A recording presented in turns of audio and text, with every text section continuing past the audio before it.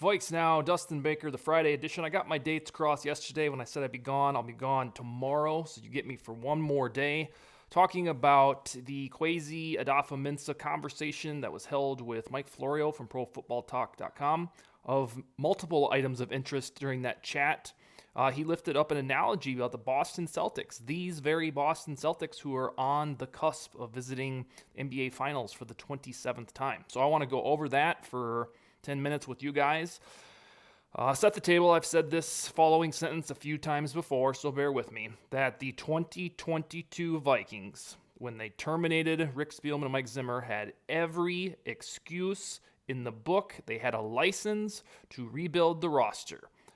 Even a guy for me that likes the continuity of the current setup, I would have been like, cool, they're rebuilding. I get it. You would have understood it. Everybody. New guys come in. They do their thing. They get their pieces in place. They start fresh. These Vikings did not do that. They adjudicated the current roster, the value of the contracts, and says we're sticking with this because we think it is good. That has to be realized by all Vikings fans at some point, that this was not sabotage from the ownership that said you better do it our way. Notoriously hands-off owners aren't suddenly, well, we're going to get our faces in there and do what we think is right. Nope, they hired a youthful, collaborative brain in Kwesi Adofo-Mensah and said, go do your thing. And he looked at the roster and he said, I like it, so let's tweak it, let's enhance it. This became palpable the March day that Kirk Cousins was re-signed. Everything in the modern NFL, and even in the old days, goes back to the quarterback, but it's simply enhanced now in these times because the media says quarterback, quarterback, quarterback, and the general managers are correspondingly doing quarterback, quarterback, quarterback. Got to find our franchise guy. So Adofo-Mensah tapped Kirk Cousins, a guy that he has no ties to, vested interest, and said, I think we can win with this dude. We're going to live in the present and live in the future and start this number 8 guy at QB1. Then, if you needed any other evidence beyond the shadow of a doubt that says this team believes it can contend in 2022, it was the acquisition of Za'Darius Smith. If the team was just teetering on a guaranteed 8-9 season like we've seen kind of in the past 2 years, they could have rolled a DJ Wanham or drafted a guy to develop like David Ahabo, however you say his last name. But no, they went and got a verifiable pass rusher in Za'Darius Smith to pair him with Danielle Hunter. And those guys, if they are healthy in their purest form, are immediately a top 5 edge rushing duo. I believe Khalil Mack and Joey Bosa on the Chargers probably take the cake. And then Chandler Jones and Max Crosby for the Raiders. And then Eric Armstead and Nick Bosa for the 49ers. That's the territory that Danielle Hunter and Za'Darius Smith live in. So they found the quarterback who I always tout, throws 4,000 yards and 30 touchdowns with his eyes closed. Every year he does that. And we pretend as Vikings fans, like, well, yeah, we can do better than that. Good luck finding somebody that can do that habitually. Now, if you want to shoot for the stars and go draft the Stroud dude next year, fine, great. I'll be on board talking about it every day. But right now, what you have at $35 million per season is a guy who gives you guaranteed production. Kwesi acknowledges that, hired an old pal in Kevin O'Connell to extract the most from Cousins. Then they show what they were really worth, how serious they were when they signed Za'Darius Smith. Because when you put those two dudes in the trenches to get after Aaron Rodgers, Justin Fields, Jared Goff, it sounds really crappy when you do those bottom two. And then the rest of the league, you know that this team is here to contend. So on the Celtics part, Florio tried to understand Kwesi's brain about, most guys that come in and have, the oyster of being able to do whatever they want, they rebuild and do it their way from the ground up.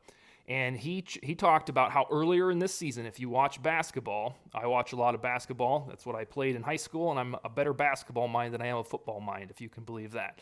The Celtics weren't the Celtics that you saw 2 nights ago.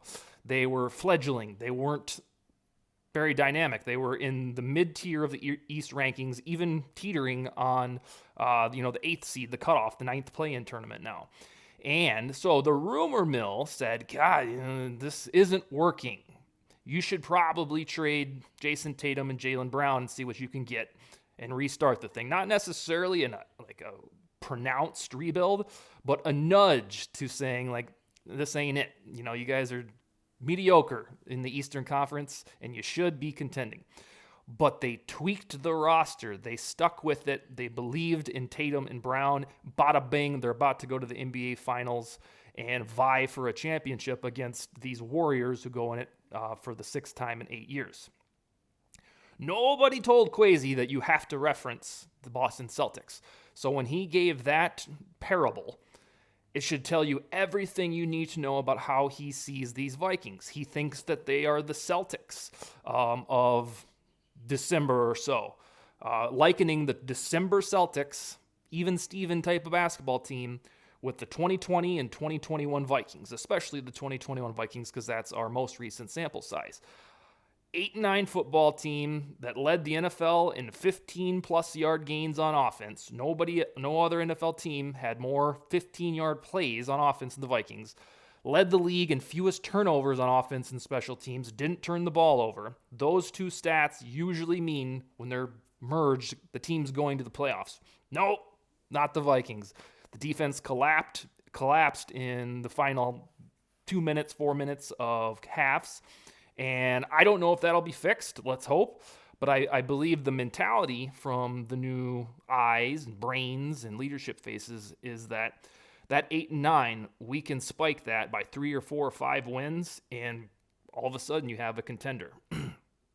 Generally speaking, or from a bird's eye view, the interview with Florio proves that Kwesi isn't a rebuild for the sake of rebuilding. He talked about the cost of doing that, the risk of doing that, and for a value-based mind, maybe you'll get to a point where that'll happen, but the way that he views the roster right now, and his perception, is that you would be silly to rebuild it, and that is why they're not rebuilding this, as some of you probably hope. So the goal, and I've talked about this tactic, is for the 2022 Vikings would be the Staffordization of what happened in Los Angeles, because wouldn't you know it, the new coach for the Vikings came from that program and setup. These aren't coincidences. These aren't big wow, that's weird. The guy that just won a Super Bowl with Stafford's now coaching Cousins and the Vikings. They want to try to emulate that approach because unless you ignore statistics and mathematics, Matthew Stafford and Kirk Cousins are eerily similar. And I don't know how else I can prove that. You can look at the Twitter stuff that I have, that there's just a universal empathy for Stafford that Cousins has never been afforded. But when it gets down to brass tacks and the numbers, Cousins and Stafford are very, very, very similar. In some metrics, Cousins is even better statistically. So that's what the Vikings want to do. They want to be the Rams of the East. Now, they don't have Aaron Donald, Jalen Ramsey, Odell Beckham, Cooper Kupp, Von Miller. But who's to say that the Vikings edition of it can't nibble at the Super Bowl or at least get into the playoffs and make noise in O'Connell's first year? But on overall, I need you to recognize that is the plan. They're not, for shits and giggles, they didn't re-sign Cousins just to go 8-9. They think, with this coach who just did it with McVay, that they're that close. And this is a one-year trial. That's what it is. This is a one-year trial. I will predict that if we see the same bullshit, 7-9 from 2020, 8-9 from 2021, the hook will be quick, in my opinion. I don't have sources that tell me that. I'm sure Kwesi's thinking that far ahead in his what-if scenarios, but I don't think that we will do a show in May of 2023 where we're talking about the 8-9 Vikings going at it again with Cousins. We'll see if we can make this a foursome. 4 straight years of 8-9. I don't think that will happen. So even though he has a no-trade clause, I think that they would plot for the future via the draft or trade him to a team that he'll accept. So the good news is if you are a Cousins naysayer, the flat out don't think that he's capable of taking a team deep into the postseason, this should be the litmus test. This season, you get a one shot at it because I don't see the Vikings ownership allowing it to be the same shit over and over annually. And then one final note, Bill Barnwell put out a comprehensive rankings of all of the off seasons, and the Vikings evidently had the 17th best off season. Hooray for us, right in our cherished little section of the middle of the NFL.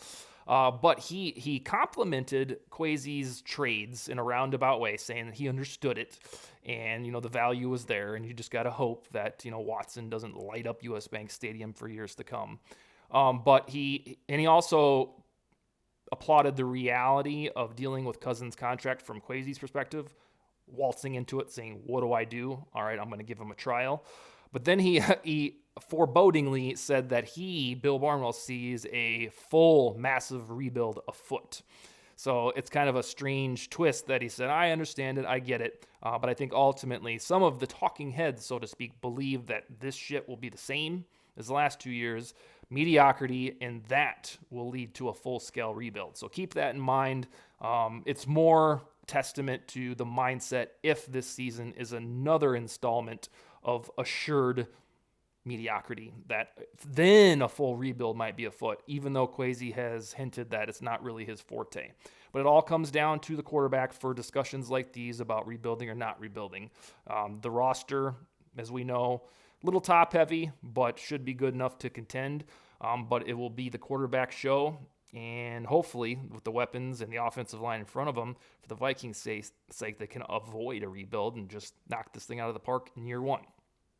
Now, I promise I won't be back tomorrow. I'm actually driving to Iowa for the Hamilton performance, but I will see you probably Sunday night or Monday afternoon. Skol, baby.